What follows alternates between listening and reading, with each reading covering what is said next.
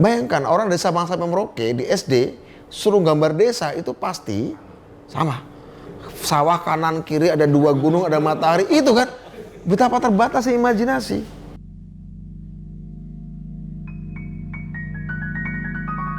Tahun 2018 saya dengan teman-teman mendirikan kelompok Inovator 4.0 untuk mengumpulkan anak-anak Indonesia yang belajar maupun bekerja di dalam maupun di luar negeri yang concern terhadap inovasi-inovasi teknologi.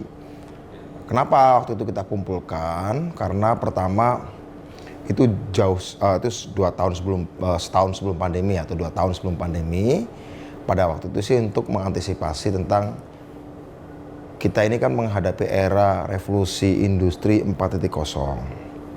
Satu revolusi industri yang merupakan perkembangan terakhir dari perkembangan revolusi industri sebelumnya, yang mana dalam sejarahnya revolusi industri itu selalu mengubah banyak sistem ekonomi, politik, budaya, kebangsaan, sosiologi, dan segala macam. Dalam 3 revolusi industri sebelumnya, kita ini nyaris hanya sekedar menjadi objek atau menjadi konsumen. Ya. Kita tidak pernah, kita dalam artinya ini adalah Indonesia, tidak pernah dalam catatan sebagai negara yang di depan dalam setiap revolusi industri itu.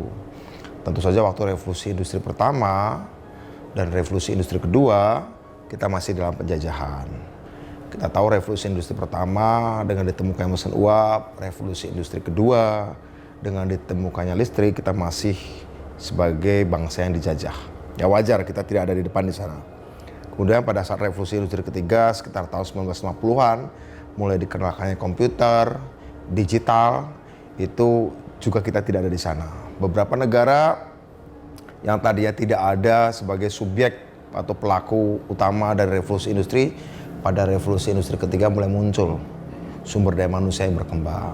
Seperti Cina dan India itu sudah mulai muncul di era revolusi industri ketiga.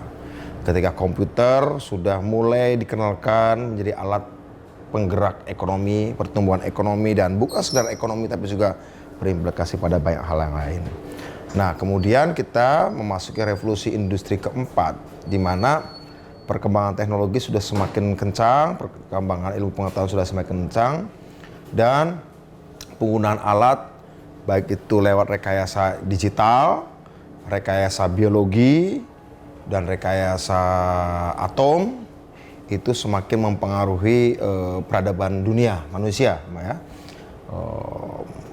Bioteknologi, nanoteknologi, komputer juga masih, dan kemudian internet yang kemudian menghubungkan antara semuanya itu kemudian mempermudah berbagai macam proses produksi. Nah, ini nampaknya Indonesia juga belum ada tanda-tanda untuk ada di depan. Pemerintah sudah mencanangkan harus mengantisipasi itu. Nah, tapi ini kan nggak bisa sekedar dilakukan oleh pemerintah atau negara. Masyarakat juga harus berinisiatif untuk melakukannya. Nah, kami kemudian waktu itu kumpulkan untuk bagaimana menyiapkan Indonesia dengan mengumpulkan anak-anak muda mengantisipasi itu. Karena apa? Karena Indonesia bukannya nggak punya sumber daya manusia itu. Ya. Nah, tapi kemudian datanglah pandemi ya, awal 2020. Itu semakin menegaskan bahwa kita memang perlu untuk mengantisipasi itu. Tadinya kita antisipasi sekitar tahun 2028. Kita siapkan dulu dari 2018 sehingga pada tahun 2028 kita inkubasi dulu sumber daya manusia ini, kita kumpulkan, kita hubungkan mereka dengan dunia industri, dengan dunia pertanian, di perdesaan, dunia kesehatan. Nah, pada saat kita mengumpulkan itu, kita kemudian dapat tawaran dari orang yang punya gagasan yang sama, cuma dia punya lahan yang luas ya, 888 hektar, yang menawarkan pada kami untuk, Mas, orang-orang dikumpulkan Mas Budiman, dikumpulkan saja di dalam tempat yang kita punya.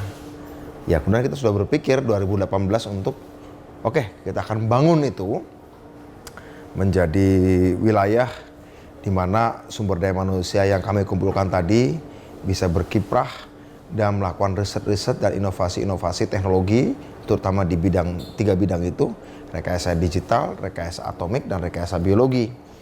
Karena itu akan mempengaruhi banyak pertumbuhan dan kehidupan kita, pertumbuhan ekonomi, kehidupan kita yang lain-lain.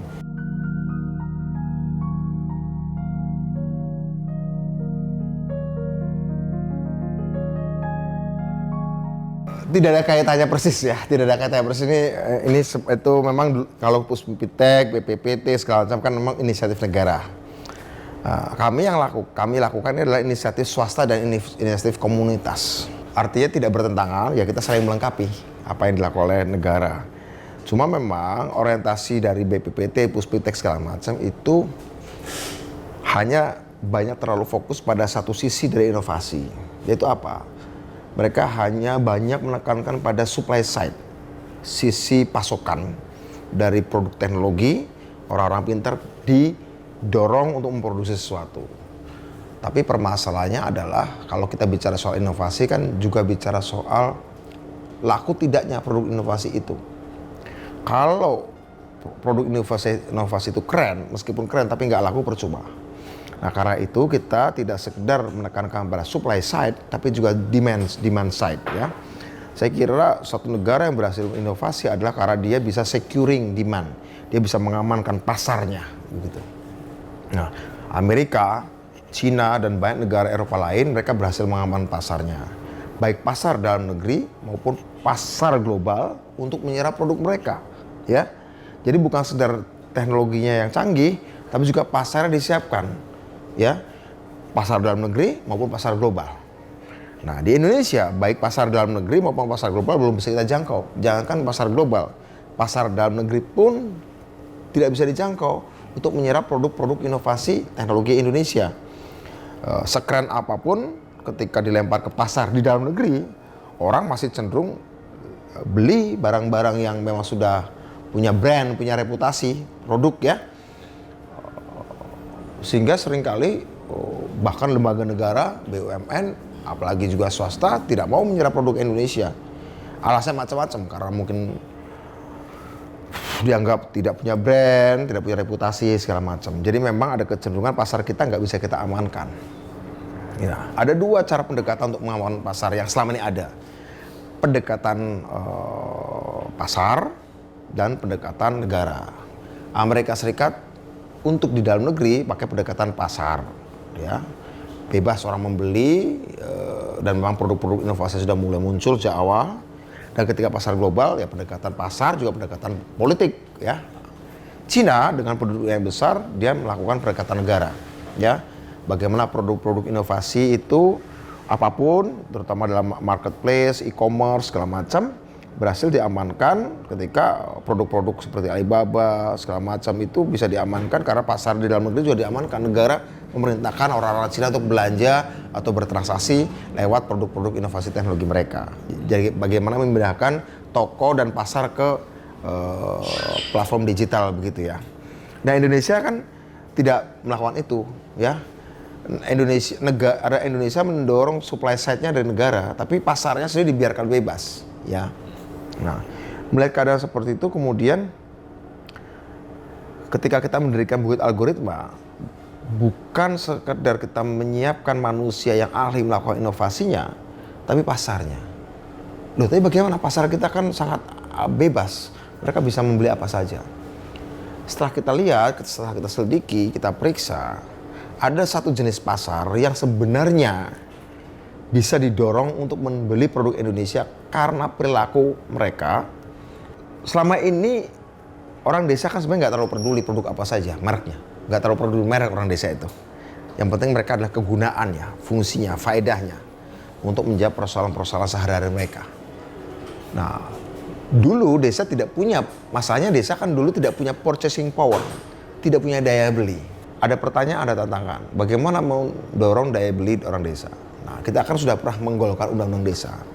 Dengan adanya dana desa 1 miliar per tahun tiap desa, setiap tahun datang, diharapkan desa punya daya beli. Nah, kita tidak ingin daya beli orang desa itu hanya dipakai untuk membeli produk-produk impor. Ya. Memang pada 5 tahun pertama pelaksanaan undang-undang desa, banyak orang-orang desa menggunakan dananya untuk membangun infrastruktur fisik. Dan itu nggak salah, wajar karena desa kita 74.961 desa banyak tertinggal secara infrastruktur fisik. Tapi dalam perkembangannya ketika infrastruktur fisik terbangun, kan lama-lama muncul kebutuhan baru untuk membeli dan mengonsumsi produk-produk yang berkaitan dengan bukan sekedar urusan infrastruktur fisik, tapi pertanian, kesehatan, pendidikan, wisata, ya, pengembangan bisnis segala macam. Nah, karena wajar karena mereka sudah bisa melampaui hal-hal yang basic itu sudah diselesaikan secara infrastruktur fisik begitu ya. Nah, jadi ke depan ini ada kecenderungan karena dana desa akan datang terus-menerus ya. Maka tapi kebutuhan ini kan akan meningkat. Kebutuhan itu akan terus memperbarui diri bukan secara infrastruktur fisik, tapi kebutuhan-kebutuhan lain. Nah, ketika ada kenaikan kualitas konsumsi orang desa dengan uang yang ada terus, kan harus disambut. Nah, tapi jangan sampai ini hanya dipenuhi oleh produk-produk impor. Ya kan? Jangan sampai hanya dipenuhi oleh produk-produk impor. Nah, kita muncul dalam Bukit Algoritma sebagai sebuah tempat di mana kawasan industri atau inovasi industri riset, jadi industri riset dan riset industri tinggi, teknologi tinggi kita buat di Indonesia untuk memenuhi kebutuhan pasar dalam negeri khususnya di desa. Saat mereka sedang melakukan pengembangan ekonominya, pemberdayaan ekonomi dan sosialnya di 74.961 desa. Nah, jadi katakan kita hadang di situ seperti itu. Karena kita memanfaatkan purchasing power orang desa. Tapi di lain pihak kami juga tidak ingin menjadikan desa sekedar sebagai pasar. Nggak mau. Bukit Algoritma kita bangun bukan sekedar sebagai satu klaster kawasan industri riset teknologi tinggi atau riset industri, bukan. Tapi juga yang terpisah dari pasar. Tapi kita ingin juga orang desa satu saat, mungkin 5 tahun lagi, mungkin 10 tahun lagi, kalau bisa lebih cepat ya.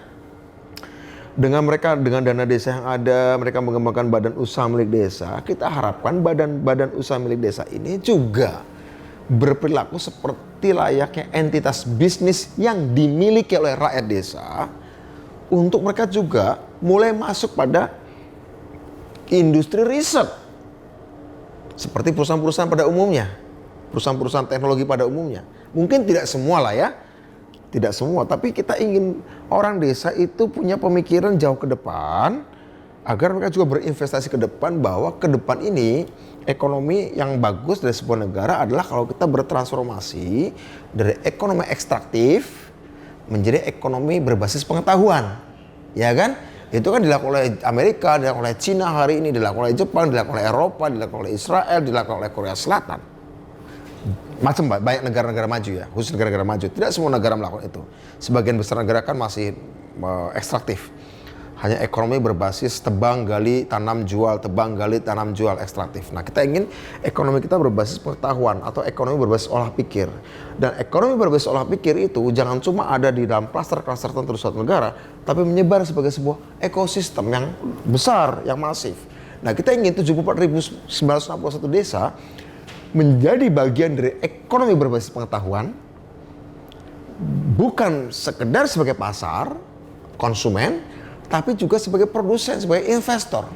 Jadi yang kita lihat di desa, orang desa bukan sekedar punya daya beli tinggi, tapi juga punya daya investasi tinggi untuk ekonomi berbasis pengetahuan itu. Knowledge based economy. Sebagai dasar nantinya untuk membangun knowledge based nation. Bangsa berbasis pengetahuan. Bukan cuma ekonominya berbasis pengetahuan, tapi politiknya berbasis pengetahuan, budayanya berbasis pengetahuan, segala macam sektor.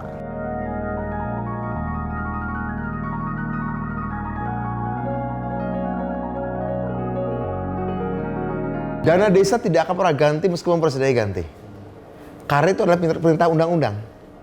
Nah, karena kebetulan saya pimpinan pansus undang-undang desa itu, jadi ini adalah wajib, siapapun presidennya wajib mengalokasikan dana desa itu. Yang membedakan adalah soal jumlahnya. Jadi dana desa itu akan tetap ada, satu.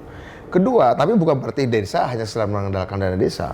Kita lagi dorong, dan sudah baik di banyak desa juga, untuk mendirikan BUMDes agar mereka juga punya sumber pendapatan lain dari dana desa. Bahkan di beberapa desa sumber pendapatan keuntungan dari badan usaha milik desa itu lebih besar dari keuntungannya yang didapat dari keuntungannya lebih besar daripada dana desa dialirkan tiap tahun dari negara. Jadi pertama, dana desa tidak akan berubah kecuali pasal 72 undang-undang desanya di amandemen. Pasti tidak akan ada yang mau, pasti desa protes gitu ya. Tapi lain pihak kita tidak hanya ingin mengandalkan itu, kita ingin agar desa punya mesin-mesin uang sendiri dalam bentuk badan usaha milik desa maupun juga holding badan usaha milik desa. Karena desa-desa boleh bikin holding antar desa, mau 2 desa, 3 desa, 100 desa, 1000 desa, ya itu boleh di undang-undang desa diperbolehkan. Jadi tidak akan pernah tertutup ini siapapun presidennya, satu itu. Yang membedakan adalah jumlah yang dikucurkannya, begitu ya, satu itu. Kedua, bagaimana pertanyaan pertama, bagaimana membuat orang-orang muda mau pulang? Pertama, sebagian mahasiswa kita di luar negeri adalah beasiswa dari negara dan mereka punya kewajiban untuk pulang. Sampai doktor, sampai postdoc, mereka ada kewajiban untuk pulang. Nah, tapi kita tahu bahwa sebagian ilmu yang mereka pelajari itu adalah ilmu-ilmu yang ketika pulang ke Indonesia belum terbentuk ekosistemnya agar dia berkembang. Karena banyak juga yang pulang akhirnya kerja administratif. Ya, ada teman saya yang baru pulang dari Oxford, dia padahal ditawari untuk postdoc di NASA untuk bikin riset pertanian di bulan. Tapi karena dia beasiswa negara dia pulang. Ya, ketika di sini akhirnya cuma kerja administratif, kan sayang begitu ya. Kita buat bukit algoritma ekosistem dan salah satunya adalah kita mulai dari Sukabumi sebagai bukit algoritma inovasi. Itu adalah tempat untuk mengembangkan riset-riset yang produknya adalah paten, bukan produk barang, produknya adalah paten. Nanti akan ada bukit algoritma lain yang khusus untuk produksi, yang isinya pabrikasi untuk produksi massal, hardware-nya segala macam. Tapi kalau yang ini adalah software-nya, kita kira begitu. Ya, jadi Sukabumi hanya salah satu, nanti akan kita buat juga ada lahan-lahan lain. Kedua, selain ada jawaban bahwa mereka bisa pulang, wajib pulang, kita juga memberikan insentif. Dan ketika kita mendirikan bukit algoritma ini, menarik sekali. Ternyata bermunculanlah orang-orang yang menyambut ini, bahwa mereka ingin terlibat untuk investasi, bahkan menyediakan lahan di tempat lain untuk pengembangan hal yang sama. Artinya sebenarnya diam-diam di Republik kita ini ada kerinduan diam-diam kita ini bertransformasi menjadi knowledge based nation, negara atau bangsa berbasis pengetahuan yang dimulai dari knowledge based economy atau ekonomi berbasis pengetahuan. Ternyata diam-diam ada. Sehingga kemudian yang menarik adalah orang-orang Indonesia di dalam dan luar negeri, entah mereka mau pulang atau tidak, ada, Mas, kami siap meskipun saya nggak pulang ke Indonesia, saya di Amerika, saya punya akses ke Wall Street, saya punya akses ke keuangan, saya bisa konsolidasikan investasi-investasi, investor-investor. Misalnya saya akan besok bertemu dengan Vice President sebuah perusahaan pesawat di Amerika, orang Indonesia yang tertarik. Akhirnya ada juga di Indonesia yang membuat seperti ini, ya. Sebenarnya ini bukan baru sekarang, sebenarnya sudah dilakukan upaya sebelumnya, tapi kebanyakan dilakukan negara inisiatifnya. Tapi ada permasalahan kan, kalau negara itu hanya bicara supply side-nya, demand side-nya nggak banyak dipikirin nih kan. Nah, akhirnya mereka berpikir berinvestasi, Mas kami siap. Sehingga kemudian kita juga akan membuat di sana bukit algoritma fund ya, untuk pendanaan bagi riset. Inovasi-inovasi. Jadi di sana bukan cuma tempat riset, tapi juga pembiayaan, pendanaan. Kamu mau punya riset apa? Artinya apa? Artinya dengan melihat perkembangan beberapa minggu ini, saya baru sadar bahwa tidak sedikit orang kaya dan orang pintar di Indonesia yang punya kerinduan tempat seperti ini. Buktinya ketika ada, mereka, ayo aku mau chip in, aku mau terlibat. Saya mungkin bukan risetnya, saya kuliah finance, saya lama di Wall Street, saya lama di ini, saya selama ini mendanai riset-riset teknologi di berbagai negara. Tapi karena ada di Indonesia, karena saya orang Indonesia, saya mau. Dan mereka sebagian udah mau pulang. Jadi kita akan siapkan sebuah lembaga inkubasi dan akselerasi inovasi teknologi. Ya, boleh saya katakan kita pengennya terbesar di Indonesia. Jadi lembaga inkubator dan akselerator untuk inovasi-inovasi teknologi itu. Di bidang apapun. Rekayasa genetik, rekayasa biologi, rekayasa atomik, rekayasa komputasi segala macam. Jadi itu menunjukkan, jadi seperti itulah Ya, ada kerinduan seperti itu. Ketiga, yang lain jawabannya, jarak antara riset menjadi produk. Nah, pertama begini, riset di bukan algoritma, bukan yang diutamakan, mayoritas bukanlah riset yang sifatnya riset dasar. Ya. Jadi ada dua jenis riset, ada riset dasar, ada riset yang ready to market. Sehingga jarak untuk dikomersialisasikan itu pendek. Ya, kita akan ke sana. Ada beberapa riset dasar, tapi karena riset dasar itu dilakukan di era komputasi, di era digital, transisi menuju marketnya lebih pendek daripada sebelumnya. Ya, karena dengan adanya kita digital ekonomi, ya, dengan teknologi digital, beberapa riset kuantum, riset artificial intelligence, machine learning, bioinformatika, itu penggabungan dari bioteknologi, biologi dengan teknologi informasi, itu cepat ready to market. Ditambah dengan adanya pandemi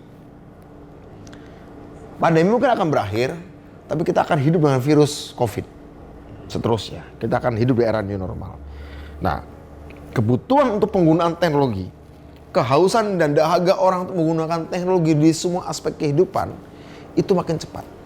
Contoh sederhana, vaksin dari dulu itu untuk bisa dipakai itu butuh puluhan tahun risetnya, belasan tahun. Vaksin AIDS sampai sekarang HIV belum bisa lahir, padahal penyakit HIV sejak tahun 80-an. Tapi ingat sekarang, gara-gara pandemi, vaksin COVID kurang setahun sudah bisa dihasilkan dan bisa dipakai. Padahal tadinya vaksin itu butuh belasan atau puluhan tahun. Itu menunjukkan apa?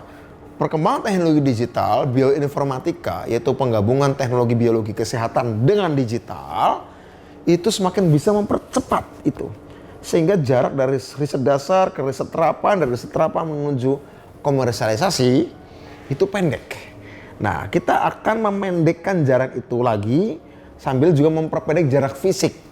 Orang bertanya, Mas, sekarang kan era digital, kenapa harus menyiapkan infrastruktur fisik sih? Toh semuanya bisa dilakukan di rumah. Beberapa hal bisa dilakukan di rumah, tapi untuk riset-riset tertentu nggak bisa. Dia butuh fasilitas clean room, ruang kedap suara, segala macam ya, untuk menyimpan data, untuk kemudian uji coba segala macam ya, apapun ya, yang memang butuh sebuah tempat yang khusus dibangun, khusus arsitekturnya pun khusus begitu ya.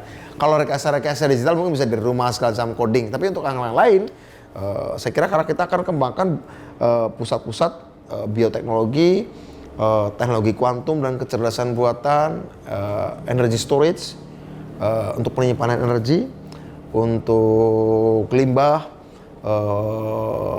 lithium, nikel, sudah dapat tawaran sekarang dari lembaga negara, sudah ada juga yang menawarkan public private partnership, kemitraan negara dan swasta untuk mengembangkan pusat riset lithium di tempat kita. Misalnya ada yang tertarik seperti itu. Nikel sudah ada kemarin, ya nikel, kalau itu dari swasta, mengembangkan sebuah pertambangan yang bersih dan ramah lingkungan. Bahkan mini smelter untuk penambang-penambang rakyat yang lebih murah, jauh lebih murah ya. Selama ini kan smelter untuk perusahaan-perusahaan besar aja. Yang bisa mendayagunakan 80% kandungan nikel di sebuah pertambangan yang selama ini sering jadi sampah, justru mau kita kembangkan ya riset-risetnya. Juga industri kesehatan dalam negeri.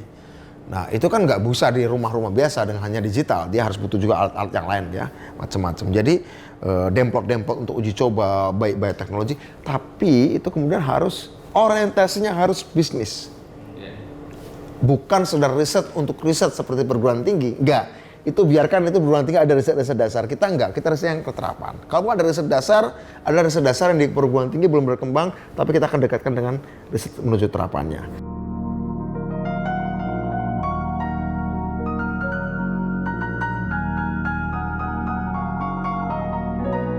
Setiap produk Cina itu diserap pasar dalam negeri, sehingga habis di dalam negeri itu sudah BEP.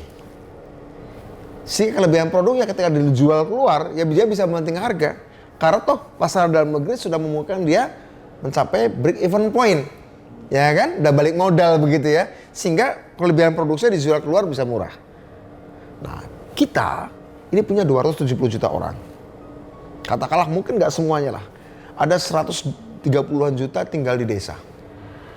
Ya kenapa tidak produk-produk itu diserap dulu dalam negeri, di desa lah. Sehingga kemudian kita bisa untuk mengambil BEP, kemudian kita bisa ekspor. Terus bagaimana soal murah dan tidak murahnya? Nah, pertama kita akan bicara soal logistik. Ya, Karena itu kita juga dalam riset-riset nanti di Bukit Algoritma kita akan bicara logistik, misalnya drone untuk kargo, pengangkutan barang. Ya, yang itu akan bisa melampaui menekan banyak biaya logistik segala macam. Jadi salah satu hal yang bisa menurunkan harga atau kompetitif adalah logistiknya, karena kita mahal tuh karena logistiknya. Nah, kalau logistiknya juga kita tangani juga dengan drone misalnya seperti itu akan memurahkan. Ya. Kedua, rangsangan yang lainnya adalah maka kita dorong tadi orang desa supaya menjadi shareholders dari perusahaan-perusahaan teknologi ini. Kamu beli produk yang diproduksi oleh lembaga riset sebuah industri yang kamu punya sahamnya, kira-kira begitu. Jadi kita akan menciptakan ekosistem prosumen, produsen konsumen.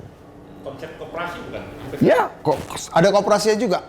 Akan kita pakai koperasi juga, pakai badan usaha milik desa juga seperti itu. Koperasi juga kita bangun, kita lagi bangun, kita rencana mau bangun 9 koperasi. Sudah 4 yang kita bangun, koperasi satelit desa, koperasi energi Nusantara desa, koperasi industri kreatif desa, koperasi industri kreatif Indonesia, koperasi data pangan. Ini yang sudah kita bangun.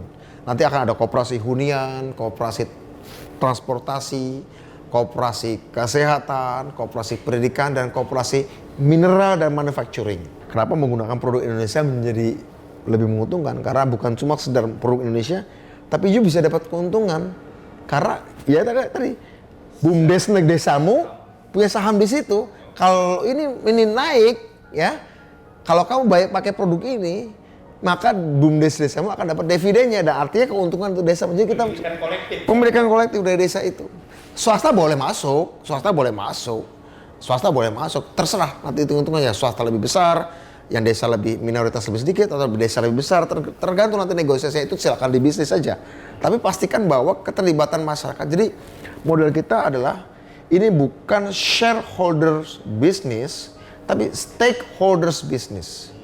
Jadi arus gerak perusahaan bukan ditentukan oleh pemilik saham, tapi oleh stakeholders, pemangku kepentingan. Supaya pemangku kepentingan itu konkret, nggak abstrak, ya mereka punya saham. Bagaimana membuat stakeholders menjadi shareholders, gitulah. Bagaimana pemangku kepentingan yaitu konsumen menjadi pemilik saham, dari stakeholders menuju shareholders.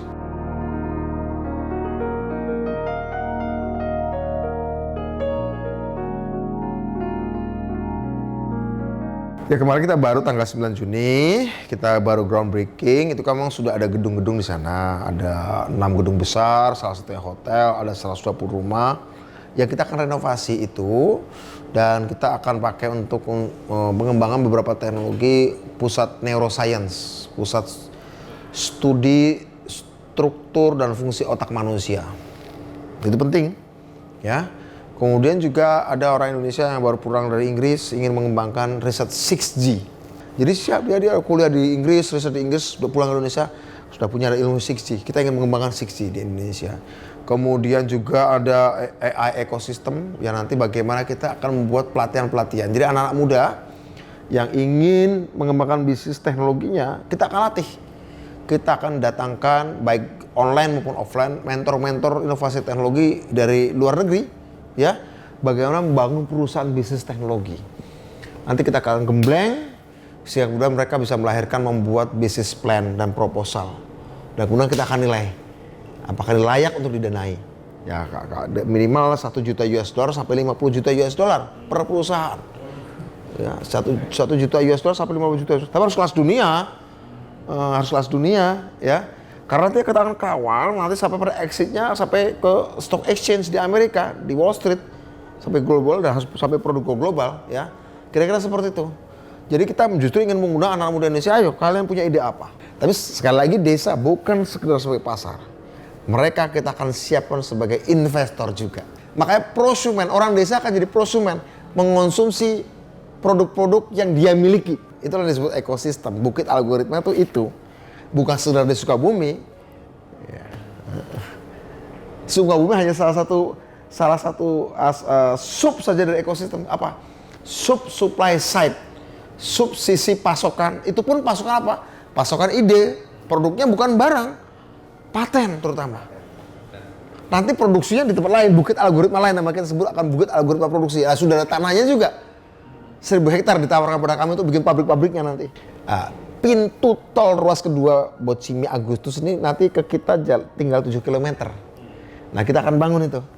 Jadi kalau running sih akan kita mulai Juli akan running. Beberapa hal yang sudah siap akan sudah mulai running. Tapi infrastruktur fisiknya kita akan bangun terutama untuk menyambung ke jalan tolnya nanti bulan Agustus.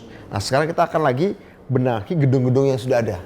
Kita renovasi gedung-gedung yang sudah ada dulu. Tapi sudah mulai ada investasi masuk. Sejauh dan selama nanti kemudian kita berhasil meyakinkan dan marketing kita bagus, sudah mulai masuk, biasanya akan menyerap yang lain. Ya seperti ini sekarang. Ada kayak gini tiba-tiba nyurup lagi, mulai muncul dari luar negeri, dalam negeri, ada beberapa negara sudah. Yang paling jelas dalam waktu dekat akan kita investasi untuk minimal 100 hektar untuk bikin IoT Park. Taman Internet of Things. Dan kita akan buat nanti, kebetulan ini orang Indonesia yang sudah mengembangkan di Cina. Jadi ya berbagai macam teknologi yang berkaitan dengan IoT, Internet of Things, pertanian, perumahan, rumah sakit, mobil, bagaimana saling berkomunikasi satu sama lain. Nah itu juga akan kita kasih gambaran pada anak-anak muda, remaja-remaja, anak-anak ya untuk berwisata ke sana untuk membayangkan masa depan kayak apa. Kamu bentuk masa depan negaramu, kamu bentuk masa depan masyarakatmu, dan kamu bentuk masa depan dirimu sendiri. Ini silakan di tempat kreasinya. Bagi saya, Indonesia harus dibangun ke arah sana, ya. Masalahnya orang-orang lagi pada sibuk urusan yang lain, ya kan. Nah, begitu orang sibuk urusan lain, sementara kita ditimpa pandemi, ya sudah kita bangun ini untuk wake up call. Ada satu soal yang harus kita pecahkan. Nanti kita akan ajak ekonom, kita akan ajak filosof, kita ajak psikolog, antropolog. Karena nanti setiap inovasi yang ada itu ketika dia mau ke pasar, dia harus ada aspek etisnya. Satu. Dan kita harus hitung juga dampak secara ekonominya. Saya kemudian bisa dibuatkan semacam sistem ekonomi apa yang harus dibuat di Indonesia ketika sebagian pekerjaan fisik, pekerjaan rutin dan pekerjaan berbahaya sudah diambil oleh mesin. Terus manusia tugasnya apa? Ini kan butuh psikolog, butuh antropolog, bahkan butuh filosof untuk menjelaskan apa sih makna manusia itu. Selama ini orang mengatakan makna manusia adalah bekerja. Ya kan?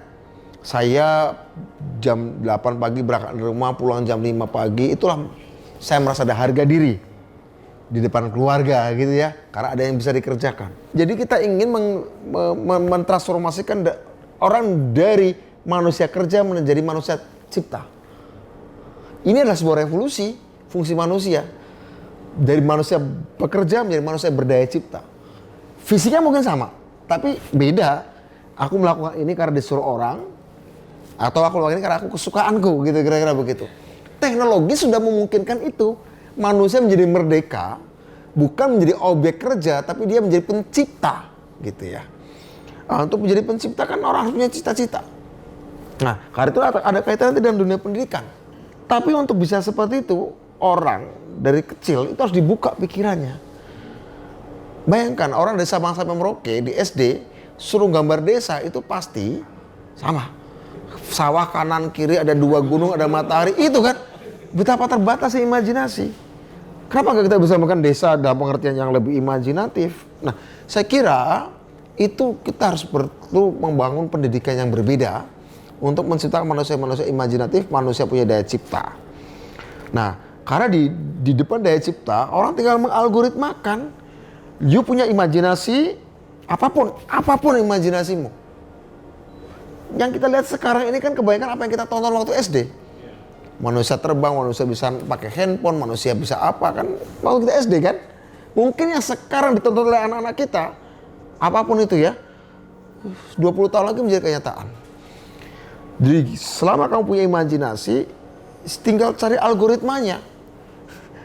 Kamu cari hukum fisikanya, kamu cari matematikanya, jadilah itu segala macam gitu, kira-kira begitu. Jadi, ini akan menjadi sesuatu yang memang harus dilakukan, kita siapkan sekarang. Masalahnya di Indonesia adalah selama ini dagang online, Gojek itu hanya memindahkan jasa ke handphone. Memindahkan toko ke handphone. Masalah kita adalah bagaimana memindahkan pabrik ke handphone. Kita selama ini kan memindahkan toko ke handphone, warung ke handphone, jasa angkutan ke handphone, jasa semuanya services. Tapi bagaimana memindahkan manufacturing ke handphone? Itu yang nggak dimulai di Indonesia. Cina melakukannya, Eropa melakukannya, Amerika melakukannya, Israel melakukannya, ya. Memindahkan pertanian ke handphone, kira-kira begitu. Memindahkan cangkul ke handphone. Kita nggak memindahkan belanja kita ke handphone. Bertani dengan belanja kan dua kegiatan berbeda. Iya. Jadi kita tuh kita migrasi ke handphonenya itu pada aspek distribusinya. Padahal harus dimulai dari aspek produksinya. Kita masuk ke online itu dari aspek distribusi, dari aspek konsumsinya. Jadi di tengah dan di hilir. Padahal kalau dari hulu produksi, entah produksi pertanian, produksi apapun begitu ya. Dan kedua, kalaupun kita masuk proses produksi yang belum ke arah handphone, kita pun bagian di assembly-nya. Bukan di brain-nya, bukan di otaknya. Nah, kita mau di bukit algoritma adalah mulai dari nol. Ide dari brain.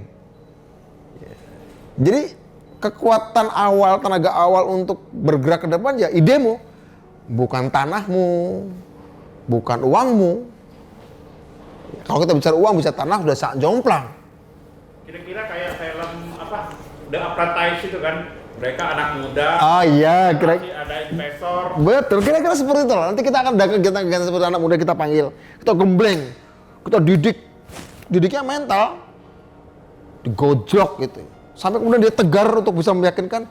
Jangan sampai ketika dia merasa yakin, ketika digembleng, ketika ditanya, ketika dites, ini kayak ujian skripsi, kayak ujian disertasi. Idemu apa sih?